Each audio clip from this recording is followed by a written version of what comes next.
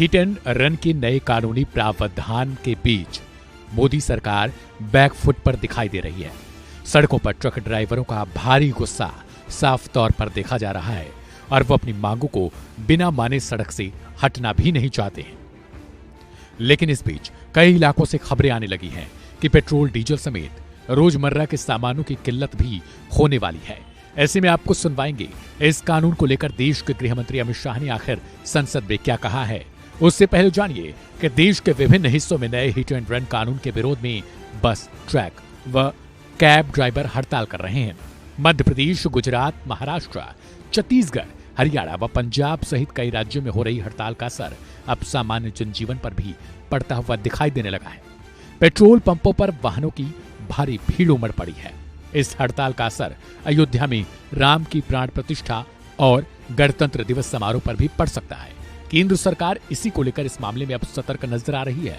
सरकार का प्रयास है कि जल्द से जल्द इस मामले को सुलझाया जाए, कारण कि हड़ताली कर्मियों के साथ अब बैठकों का दौर भी शुरू हो चुका है।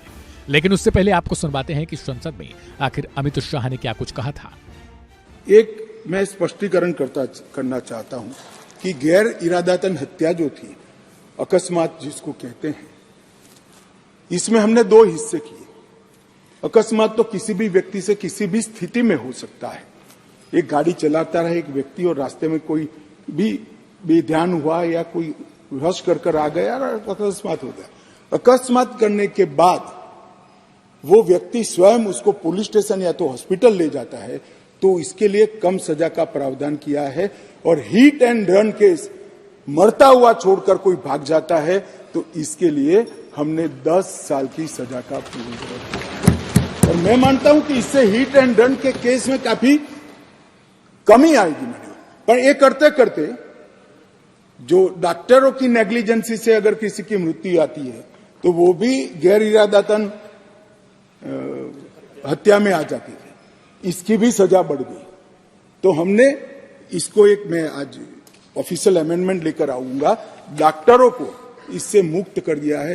इंडियन मेडिकल एसोसिएशन ने मेरे सामने रजूआत करी थी, हमने इसको मुक्त करने का प्रावधान किया। अब अमित शाह को सुनने के बाद आपको यह समझ आ गया होगा कि सरकार का मकसद एक्सीडेंट के बाद तड़पते हुए उस इंसान को बचाना है जो समय रहते अगर अस्पताल में पहुंचा दिया जाए तो शायद उसकी जान को बचाया जा सकता है। बता दें कि एक रिपोर्ट के मुताबिक सड़क एक्सीडेंट में होने वाली मौतों का कारण समय पर इलाज न मिल पाना ही बताया जाता है। ऐसे में सरकार का मकसद सिर्फ इन एक्सीडेंट में भारी कटौती करना है। हालांकि सवाल तो यह भी है कि वो ड्राइवर कहां से पैसा दे पाएगा जो खुद महीने का 10,000 रुपए कमाता है और उसी से अपनी घर की जरूरतों को पूरा करता है। फिलहाल इस खबर को लेकर आपकी क्या कुछ राय है वो कमेंट करके बताएं और बने रहें वन इंडिया के साथ। नमस्कार।